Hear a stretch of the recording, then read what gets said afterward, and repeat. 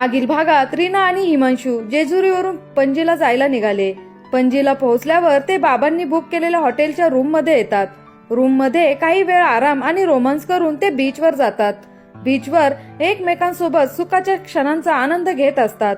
मध्येच हिमांशूला ऑफिसवरून कॉल आल्याने तो बोलण्यासाठी थोडा दूर जातो. त्या संधीचा फायदा घेऊन दोन मुली रीना सोबत गोड बोलून तिला समुद्राच्या लाटांमध्ये ढकलून देतात आणि पळून जातात. रीनाच्या आवाजाने हिमांशू आणि त्याचे बॉडीगार्ड रीनाला वाचवतात आणि हॉटेलमध्ये घेऊन येतात. तेथे डॉक्टर रीनाला चेक करून सर्व ठीक असल्याची खात्री करून घेतात आणि तिला शुद्धीवर आल्यावर घेण्यासाठी काही औषधे लिहून देतात. आता पुढे काही वेळात रीनाला शुद्ध आली. तिने डोळे किलकिले करून उघडले तर तिला समोर हिमांशू तिचा हात पकडून बसलेला दिसला आणि बसल्या बसल्या त्याला झोप लागली होती. झोपेतही त्याच्या चेहऱ्यावर तिला काळजी दिसत होती. त्याला पाहून तिच्या चेहऱ्यावर हसू उमटलं. तिने इकडे तिकडे पाहिलं तर ती हॉटेलमध्ये त्यांनी बुक केलेल्या रूम मध्ये होती आणि तेवढ्यात तिला घडलेला सगळा प्रकार आठवला. भीतीमुळे तिचा चेहरा घामाघूम झाला. हातपाय थरथर कापायला लागले आणि ती जोरजोरात श्वास घेऊ लागली. तिची हालचाल जाणवल्यामुळे हिमांशूला जाग आली. रीना, तू बरी आहेस ना? तुला काही त्रास होतोय का? हिमांशूने तिला बेडवर सरळ उठवून बसवले आणि जवळ घेऊन बोलला. हिमांशू, त्या मुली मला पाण्यात घेऊन गेल्या आणि मला मोठी लाट आल्यावर पाण्यात धक्का दिला. रीना थरथर कापत आणि रडत बोलत होती. रीना, रिलॅक्स. अगोदर तू शांत हो बरं. आणि आता मी तुझ्या सोबत आहे ना, मग एवढी का घाबरतेस? हिमांशूने तिचे डोळे पुसून तिला घट्ट मिठी मारली. हिमांशूच्या मिठीत गेल्यावर ती आपोआप शांत झाली. तिला त्याच्या उबदार मिठीत खूप सुरक्षित वाटत होतं आणि ती त्याला आणखीनच बिलगली आणि त्यानेही त्याच्या हातांची पकड अजूनच घट्ट केली. दोघेही एकमेकांच्या मिठीत विसावलेले होते. रीनाचं डोकं हिमांशूच्या छातीवर होतं, त्यामुळे तिला त्याच्या हृदयाची धडधड स्पष्ट जाणवत होती आणि ती डोळे बंद करून त्याचा स्पर्श आणि हृदयाची धडधड बेधुंद होऊन अनुभवत होती. तो आवाज तिला एखाद्या रोमॅन्टिक गाणं ऐकल्यासारखा भासत होता. बराच वेळ दोघेही तसेच एकमेकांच्या मिठीत हरवून गेले होते. तिच्या नाजूक कोमल शरीराचा स्पर्श त्याला वेडावून सोडत होता. त्याच्या मनात प्रेमाचे विचार घुमू लागले होते. त्याने स्वतःला कसं तरी सावरत तिच्या डोक्यावरून प्रेमाने हात फिरवला. तसं ती भानावर आली आणि त्याच्यापासून दूर झाली. रीना, बरं वाटतंय ना आता तुला? हिमांशूने काळजीने तिच्या गालावरून हात फिरवत विचारले. बरं वाटतंय, पण घसा जरा खवखवतोय. रीना चेहरा बारीक करून घशाला हात लावत बोलली. अरे हो, डॉक्टरांनी त्यासाठी हे औषध दिलं आहे. ते पाण्यात टाक आणि गार्गल कर, म्हणजे तुला बरं वाटेल. हिमांशू तिच्याकडे औषधाची बाटली देत बोलला. रीना गार्गल करून फ्रेश व्हायला गेली. रात्रीचे 8:30 वाजत आलेले होते. हिमांशूला आता अतिशय भूक लागली होती. रीना फ्रेश होऊन बाहेर आली आणि हिमांशूकडे पाहून हसायला लागली. काय झालं, असे का हसत आहेस? हिमांशूने तिच्याकडे आश्चर्याने पाहून विचारलं. तुझा चेहरा बघ कसा सुकलेल्या मँगो सारखा झालाय, असं म्हणत त्याच्या जवळ येऊन बसली. हो का? माझा चेहरा आणि सुकलेला मँगो का? आणि तुझं काय ग? मगाशी बेशुद्ध होऊन पडली होतीस. इथं माझा जीव जायची वेळ आली होती. त्याचं काही नाही. आणि आता भुकेने माझ्या पोटात कावळे काव काव करत आहेत. माझी तर बाबा कुणाला काही काळजीच नाही. आणि मॅडम असं हसतायत की जसं काही झालंच नाही. हिमांशू तोंड फुगवत ड्रामा करत बोलला. हो, मला पण खूप भूक लागली आहे.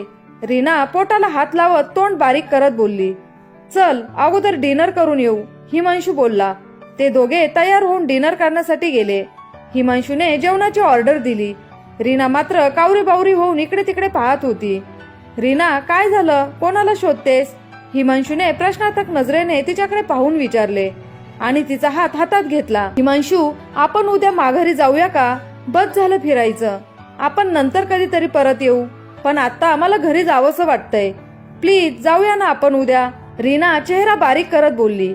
मी असताना तू एवढी का घाबरतेस? आणि इथे कुणी येणार नाही. बीचवर माझं लक्ष नसल्याने त्या संधीचा फायदा घेतला त्या दोघींनी. नाहीतर कोणाची एवढी हिंमत माझ्या समोर तुला काही करायची? हिमांशू रीनाला समजावत पण थोड्या रुबावत बोलला. तोच वेटर जेवण घेऊन आला. दोघेही जेवण करून रूम मध्ये यायला निघाले. त्यांची रूम हनीमून स्वीट असल्यामुळे रोज रूम मधील डेकोरेशन बदललं जायचं. त्यामुळे आजही ते जेवायला गेल्यानंतर तेथील स्टाफने त्यांची रूम छान सजवून ठेवली होती. ते दोघे जेव्हा रूम मध्ये आले तेव्हा आश्चर्याने पाहतच राहिले. खरंच रूम खूप छान सजवली होती. सगळीकडे गुलाबाच्या फुलांच्या माळा लावल्या होत्या. बेडवर गुलाबाच्या पाकळ्यांनी हार्ट शेप काढला होता. कॅन्डलच्या मंद प्रकाशात संपूर्ण खोली उजळून निघाली होती. जसं काही रूम मध्ये कलरफुल लाइटिंग लावली होती. बेडच्या भोवती रंगीबिरंगी पडदे सोडले होते आणि गुलाबाच्या फुलांचा सुगंध रूम मध्ये दरवळत होता. एकंदरीत रूम मधलं वातावरण अगदीच रोमॅन्टिक झालं होतं. हे सगळं दोघेही मंत्रमुग्ध होऊन पाहत होते. आता दोघांची मनं उडू उडू झाली होती. काही वेळ दोघेही शांत होते. तिच्या मनात अनामिक हुरहुर दाटून आली होती. काहीशी भीती तर वाटत होती, पण त्यापेक्षा जास्त त्याची ओढ आता तिच्या मनाला जाणवत होती. ती एका जागेवर उभं राहून हातांची चुळबुळ करत होती. रीना ऐक ना, तू बीचवर वाळूत लिहिलं होतंस ना, रीना लव हिमांशू. तो तिला पाठीमागून मिठीत घेऊन तिच्या खांद्यावर हानुवटी टेकवत म्हणाला. ती हुंकार भरत म्हणाली, पण मला तुझ्या तोंडून ऐकायचं आहे. तो तिचा हात हातात घेत म्हणाला. तसं तिने लाजून ओंजळीत चेहरा लपवला आणि I love you so much Himanshu असं म्हणून त्याच्या छातीवर डोकं ठेवलं. आनंदाच्या भरात त्याने तिला उचलून घेतलं आणि गोल गोल फिरवू लागला. तीही लाजून घायल झाली होती. बरं ते सगळं जाऊ दे. आता दोघांना पण फील झालंय ना आपलं एकमेकांवर प्रेम आहे ते. मग आता फील घ्यायचा का? तो तिच्या डोळ्यात डोळे घालून म्हणाला. त्याच्या मादक नजरेने आणि त्याच्या बोलण्याने तिचे गाल लाल झाले होते. त्याने तिला उचलून अलगद बेडवर ठेवलं आणि तिच्या शेजारी जाऊन बसला. आता त्याने तिचे हात हातात घेतले. तसं तिने त्याच्या बोटांमध्ये विणलेली तिच्या बोटांची पकड अजूनच घट्ट केली. तिच्या मानेवर त्याचे होठ फिरू लागले. तसं तिच्या अंगावर शहारा आला. आता त्याचे हात तिच्या संपूर्ण शरीरावर हळुवारपणे फिरू लागले. तो तिच्यावर चुंबनांचा वर्षाव करत तिला हळुवारपणे फुलवत होता. आता त्याने तिचे होठ आपल्या होठांत घेतले. तसं तिचं सर्वांग रोमांचित झालं. तशी तीही त्याला साथ देऊ लागली. दोघांचे श्वास अधीर होऊन एकमेकांमध्ये मिसळू लागले. हिमांशू तिच्या मनाला समजून घेत होता. आपल्या प्रेमळ स्पर्शाने तिच्या भावनांना साथ घालून त्याने हळूहळू तिच्या मनासोबत शरीरावरही ताबा मिळवला. रीना वेदनेने थोडी कळवळली, पण हिमांशूने आपल्या नाजूक स्पर्शाने तिला सावरले. काही वेळातच तिला ही सर्व छान वाटू लागलं. तीही त्याच्या प्रेमळ स्पर्शाने हळूहळू फुलासारखी उमलत होती. दोघेही प्रेम वर्षावत चिंब भिजत होते. खऱ्या अर्थाने दोन जीव एकरूप झाले. स्वर्ग सुख घेऊन दोघेही एकमेकांच्या कुशीत निश्चित पडले होते. इकडे एका हॉटेल रूम मध्ये त्या दोन मुली बसलेल्या होत्या. आज आपण थोडक्यात वाचलो, नाहीतर त्या हिमांशूने आपल्याला पकडलं असतं. बरं झालं पटकन पाण्यातून बाहेर पळालो. एक मुलगी चेअरवर बसत बोलली. हो ग मोना, बरोबर बोलतेस तू. पण आपण प्लॅनिंगच तसं केलं होतं. त्या हिमांशूला काय वाटलं, तो सौम्य किर्लोस्करला नकार देईल आणि ती काहीच करणार नाही. ही तर फक्त सुरुवात आहे. भविष्यात बघ अजून काय काय होते ते. नाही त्याचं जगणं मुश्किल केलं तर माझं नाव सौम्य किर्लोस्कर नाही. सौम्या रागाने दात ओठ खात बोलली. तिकडे माझ्या घरावर नजर ठेवली काय? पण त्याला हे माहीतच नाही. त्याच्या प्रत्येक हालचालीची माहिती मला मिळते, तीही त्याच्याच ऑफिस मधल्या जवळच्या व्यक्तीकडून. त्याला हे कधी समजणार सुद्धा नाही. त्याला काय वाटलं, तो हनीमूनला कुठे जातो हे आपल्याला समजणार नाही. आता तिच्या चेहऱ्यावर राक्षसी हसू आलं होतं.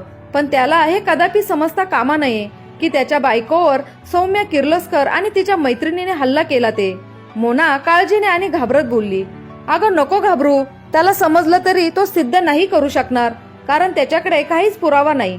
त्याच्या बायकोने आपले चेहरे पाहिले नाही, त्यामुळे तीही आपल्याला ओळखणार नाही. सकाळी रीनाला जाग आली तेव्हा ती हिमांशीच्या मिठीत होती.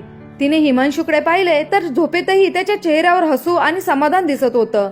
ती प्रथमच त्याला असं पाहत होती आणि त्याचे ते सिल्की केस त्याच्या कपाळावर रेंगाळत होते. तिने हळूच त्याचे केस कपाळावरून बाजूला करत काहीसं वाकून त्याच्या कपाळावर अलगद ओठ टेकवले. तसं त्याने डोळे उघडले आणि तिला जवळ ओढलं. तो तिच्याकडे पाहत होटांवर केस दे म्हणून तिला खुणावत होता. तिने लाजून ओंजळीत चेहरा लपवला आणि उठून बाथरूम मध्ये पळत गेली. हिमांशू तिच्या पाठमोऱ्या आकृतीकडे पाहून गालातल्या गालात हसत होता. आज हिमांशू आणि रीना पणजीवरून घरी येणार होते. अर्जुनराव काळजीत हॉलमध्ये फेऱ्या मारत होते. आई आणि आजी सोफ्यावर बसून त्यांची वाट पाहत होत्या. आरू आणि समीर दोघेही तिथेच बसलेले होते. सगळ्यांच्या चेहऱ्यावर चिंता काळजी दिसत होती. अगं ममता, अजून कसे आले नाहीत ग माझे लेकरं? मला तर आता धडकीच भरली बघ. केव्हापासून वाट बघतोय आपण त्यांची, अजून आले नाहीत. आजी हिमांशूच्या आईसोबत बोलत कावरी बावरी होऊन दाराकडे पाहत बोलल्या. अगं आई, तू नको एवढी काळजी करू, ते येतीलच आता. मला कॉल आला होता, ते जवळ आले आहेत. तू नको काळजी करू, नाहीतर विनाकारण तुझा बीपी वाढायचा, अर्जुनरावांनी काळजीने म्हटलं. अहो आई, येतीलच आता हिमांशू आणि रीना. तुम्ही अगोदर काहीतरी खाऊन घ्या बरं. सकाळपासून काहीच खाल्लं नाही. हिमांशूची आई आजीच्या हातात पोह्यांची प्लेट देत बोलल्या. नाही नको, माझ्या घशाच्या खाली घास उतरणार नाही जोपर्यंत मी माझ्या लेकरांना डोळ्यांनी पाहत नाही. आजी प्लेट टेबलवर ठेवत म्हणाली. ये आजी, असं काय ग तुझं? आरुषी पुढे काही बोलणार तोच हिमांशू आणि रीना आतमध्ये आले. आजी बघ इकडे, आम्ही दोघं एकदम धडधाकट ठणठणीत तुझ्यासमोर उभे आहोत. हिमांशू दोन्ही हात पसरवत बोलला. त्या दोघांना आलेलं पाहून सगळेजण आनंदी झाले. आरूने तर पळत जाऊन रीनाला मिठीच मारली आणि समीरनेही हिमांशूला मिठी मारली. दादा, आम्ही खूप मिस केलं तुला आणि वहिनीला, समीर हातांची पकड आणखीनच घट्ट करत म्हणाला. अरे हो, आम्ही दोघांनीही तुम्हाला खूप मिस केलं, हिमांशू समीरकडे पाहून हसत म्हणाला. ए वहिनी, खरं सांग, तुम्ही दोघांनी आम्हाला खूप मिस केलं का? तसंही तुमच्याकडे वेळच कुठे असेल आम्हाला मिस करायला? आरूने डोळा मारत रीनाला कानात हळूच विचारलं. रीनाने लाजून खाली मान घातली आणि आरूच्या दंडावर फटका मारून तिच्याकडे डोळे मोठे करून पाहत डोळ्यांनीच तिला शांत राहायला सांगितलं. आरू होठ दाबून गालातल्या गालात हसत होती. आता हिमांशू आणि रीनाने आई बाबांना आणि आजीला नमस्कार केला. आजीने दोघांच्याही डोक्यावरून मायेने हात फिरवला. रीनाने आईला मिठी मारली. रीना, कशी आहेस तू? तुला काही लागलं तर नाही ना? आणि कोण होत्या ग त्या ज्यांनी तुला पाण्यात ढकललं? हिमांशूच्या आईने रीनाकडे पाहून काळजीने विचारले. आई, मी एकदम व्यवस्थित आहे. आणि त्या दोघींनी चेहरे बांधले होते, त्यामुळे त्या कोण होत्या ते मला समजलं नाही, रीना चेहरा पाडून बोलली. हिमांशू, त्या मुलींबद्दल तुला काही माहिती मिळाली का? आपले बॉडीगार्ड होते ना तिकडे, त्यांना काही पुरावा मिळाला आहे का? अर्जुनराव काळजीने हिमांशूकडे पाहून बोलले. नो पप्पा, अजून तरी काहीच समजलं नाही. मला वाटतं त्यांनी सगळं व्यवस्थित प्लॅनिंग करून केलं आहे, पण मला पूर्ण खात्री आहे हे सगळं सूर्यकांत किर्लोस्कर आणि त्याची मुलगी सौम्य किर्लोस्कर यांचंच कारस्थान असणार. पण फक्त आपल्याकडे आता सध्या ते सिद्ध करण्यासाठी काहीच पुरावा नाही आणि लवकरात लवकर आपल्याला त्यांच्या विरोधात पुरावे पण मिळतील आणि त्यांना शिक्षाही होईल. हिमांशू ठामपणे बोलत होता आणि त्याच्या डोळ्यात एक वेगळीच चमक दिसत होती. पण मी तर या सूर्यकांत किर्लोस्कर आणि सौम्य किर्लोस्कर यांना ओळखत पण नाही आणि त्यांचं नावही मी आता प्रथमच ऐकत आहे. आणि असे अनोळखी लोक माझ्या हल्ला का करतील? मी काय त्यांचं बिघडवलं आहे? रीना चेहऱ्यावर काही न समजल्यासारखे भाव आणून बोलली. रीना, आम्हाला माहित आहे तू त्यांना नाही ओळखत, पण आम्ही त्यांना चांगलेच ओळखतो. अर्जुनराव डोळ्यात निखारे आणून बोलले. रीनाने आश्चर्याने सगळ्यांकडे नजर फिरवली. त्यांच्या चेहऱ्यावर 12 वाजलेले होते. सर्वांच्या चेहऱ्यावर राग आणि काळजी स्पष्ट दिसत होती. अर्जुन, हा कधी रे जायचा आपल्या आयुष्यातून? हा माणूस आपल्या घराण्याला लागलेली वाळवी आहे. एवढं सगळं करूनही त्याचं समाधान झालं नाही. आता माझ्या नातवाच्या आणि नातसुनेच्या मागे लागलाय हात धुवून. आता याला सोडू नका रे पोरांनो, आजी काळजीने डोळ्यात अश्रू आणून बोलल्या. अहो आई, तुम्ही नका काळजी करू, सावरा स्वतःला. ममताताई आजीजवळ येऊन बसल्या आणि आजीचा हात हातात घेऊन त्यांना सावरत बोलल्या. म्हणजे या अगोदर त्यांनी काही केलेलं आहे का जे आम्हाला माहित नाही? हिमांशू आश्चर्याने आजी आणि बाबांकडे पाहत बोलला. बाबा आणि आजी, तुम्हाला जे काही माहित आहे ते तुम्ही आम्हाला सांगा प्लीज, आमच्यापासून काही लपवून ठेवू नका. आता हा सूर्यकांत किर्लोस्कर माझ्या डोक्यात जायला लागलाय. बिझनेस मध्येही आडकाठी घालत असतो नेहमी. समीर पुढे येऊन रागात बोलला. तुम्ही सर्व सुखरूप राहावेत म्हणूनच मी आणि अर्जुनने आतापर्यंत तुम्हाला काहीच सांगितलं नाही, पण मला असं वाटतं आता सांगण्याची वेळ आली आहे. आजीने डोळ्यांना पदर लावत म्हटलं. सगळे आजीभोवती जमा झाले आणि आजीचं बोलणं कान देऊन ऐकू लागले. अर्जुनचा लहान भाऊ म्हणजे समीर, तुझा बाबा अनिल, हा तर तुम्हाला सगळ्यांना माहितच आहे. तो एक प्रसिद्ध डॉक्टर होता आणि त्याचा एक मित्र होता रमेश. दोघेही खूप चांगले मित्र होते. अनिल त्यांच्या घरी जायचा, तो रमेशही आपल्या घरी यायचा. त्या रमेशला एक बहीण होती आणि तिला आपला अनिल आवडायला लागला. जेव्हा अनिलचं लग्न ठरलं आणि साखरपुडा झाला तेव्हा रमेश, त्याची बहीण आणि त्याचा मोठा भाऊ आपल्या घरी आले आणि त्यांच्या बहिणीसोबत लग्न करण्यासाठी आग्रह केला. पण आपल्या अनिलचं नीलावर म्हणजे समीर तुझ्या आईवर खूप प्रेम होतं, त्यामुळे त्याने स्पष्टपणे नकार दिला. हा नकार रमेशच्या बहिणीला सहन झाला नाही आणि तिने आत्महत्या करण्याचा प्रयत्न केला. ती बरेच दिवस हॉस्पिटलमध्ये ऍडमिट होती. डोक्याला मार लागल्यामुळे तिची मानसिक अवस्था थोडी खराब झाली होती. त्या सगळ्याला जबाबदार ते लोक अनिलला मानत होते. त्यामुळे रमेश आणि अनिलची मैत्री तुटली. दोघेही वेगवेगळ्या हॉस्पिटलमध्ये काम करायला लागले. दोघांचं एकमेकांसोबत बोलणं बंद झालं, घरी येणं जाणं बंद झालं. मग असेच बरेच दिवस गेले. अनिलचं लग्न झालं आणि दुसऱ्या दिवशी परत रमेश आणि त्याचा भाऊ आपल्या घरी काही गुंडांना घेऊन आले. घरी येऊन त्यांनी अनिलला आणि अर्जुनला मारहाण केली आणि त्या दोघांनी अनिलला आणि अर्जुनला सुखाने जगू देणार नाही अशी धमकी दिली. आम्ही पोलिसांमध्ये तक्रार दिली, पण 2 दिवसात तो रमेश आणि त्याचा भाऊ तुरुंगातून सुटून आले. दोघे सख्खे मित्र आता पक्के वैरी झाले होते. त्यानंतर खूप दिवस ते लोक शांत होते. आम्हाला वाटलं आता त्यांचा राग शांत झाला असेल आणि आम्हीही सगळे विसरून गेलो होतो. सगळं कसं आनंदात चाललं होतं. हिमांशू 2.25 वर्षांचा झाला होता आणि समीर 3 महिन्यांचा होता. नीला आणि अनिल दोघेही डॉक्टर होते. एक दिवस त्यांना हॉस्पिटलमधून फोन आला. रात्रीचे 2 वाजले होते. बाहेर मुसळधार पाऊस पडत होता. तात्काळ इमर्जन्सी असल्यामुळे अनिल आणि नीला दोघेही हॉस्पिटलमध्ये जायला निघाले. समीर लहान असल्यामुळे नीला त्याच्या जन्मापासून हॉस्पिटलला गेली नव्हती, पण त्या दिवशी खूप इमर्जन्सी असल्यामुळे तीही जायला निघाली. तिने समीरला ममताकडे दिलं आणि बोलली, ताई, तुम्ही जशा हिमांशूच्या आई आहेत तशा माझ्या समीरचीही मोठी आईच आहात. तुम्ही त्याच्याकडे लक्ष द्या, त्याला व्यवस्थित सांभाळा आणि मला माहिती आहे तुम्ही त्याला आईचं प्रेम द्याल. त्यामुळे मी निश्चित होऊन हॉस्पिटलला जाऊ शकते. आणि ते दोघे त्या दिवशी जे गेले ते परत आलेच नाहीत. आजी आणि हिमांशूची आई आता दोघीही तोंडाला पदर लावून रडत होत्या. अर्जुनरावांचे डोळे पण अश्रूंनी डबडबले होते. हिमांशू, समीर, आरू आणि रीना हे चौघे तर फक्त स्तब्ध होऊन आजीचं बोलणं ऐकत होते.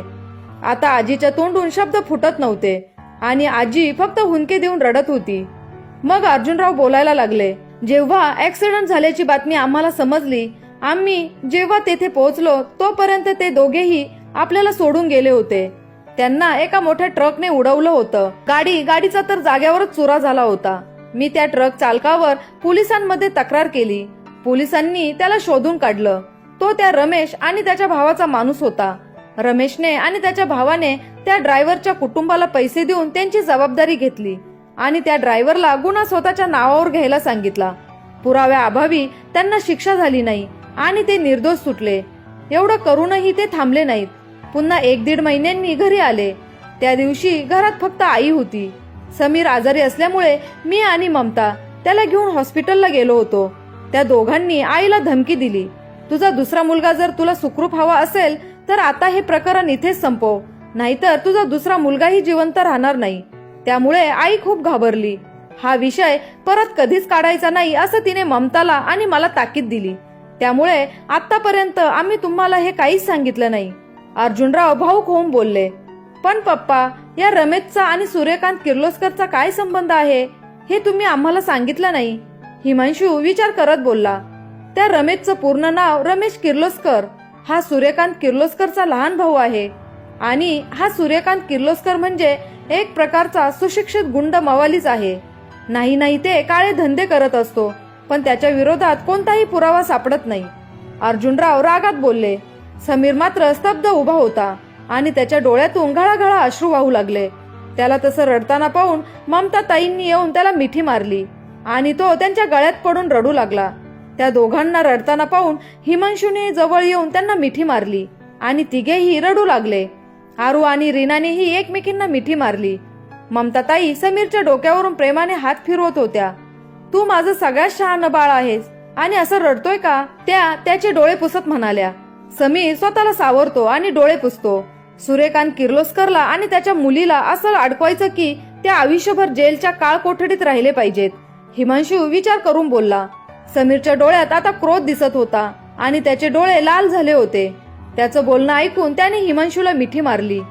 तुम्हाला जे काही करायचं ते करा, पण सावध राहून करा, आजी काळजीने बोलली.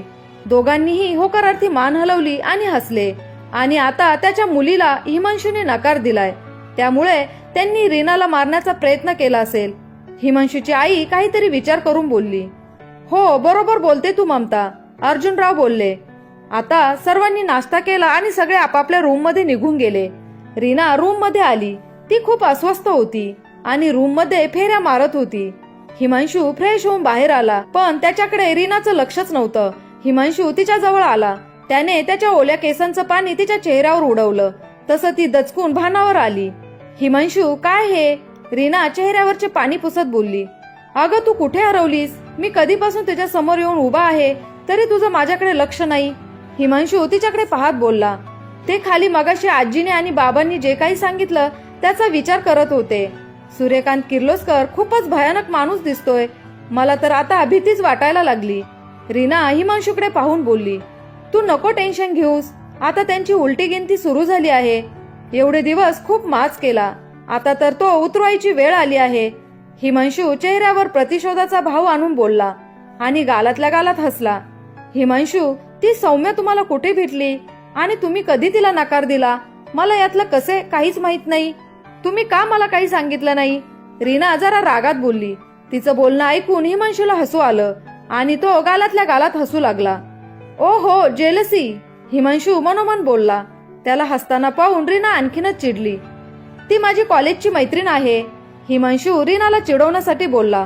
त्याचं बोलणं ऐकून रीनाने जवळ असलेली उशी घेऊन ती हिमांशूला फेकून मारली. तिचं वागणं पाहून हिमांशूला मनातून आनंद होत होता आणि तिला चिडवायला त्याला मज्जा वाटत होती. आता रीना रडकुंडीला आली होती आणि तोंड फुगवून बसली. रीनाला तसं बसलेला पाहून हिमांशूने सौम्याबद्दल सुरुवातीपासूनच्या सगळ्या गोष्टी तिला सांगितल्या. आता रीना रिलॅक्स झाली आणि तिच्या चेहऱ्यावर हसू फुललं. तिचा आनंदी चेहरा पाहून हिमांशू तिच्याकडे झुकला आणि तिच्या कपाळावर होठ टेकवले. त्याच्या अशा वागण्याने रीना लाजून लाल झाली आणि तिचं पूर्ण शरीर शहारून गेलं. आपल्या हातांच्या ओंजळीत तिने तिचा चेहरा लपवला.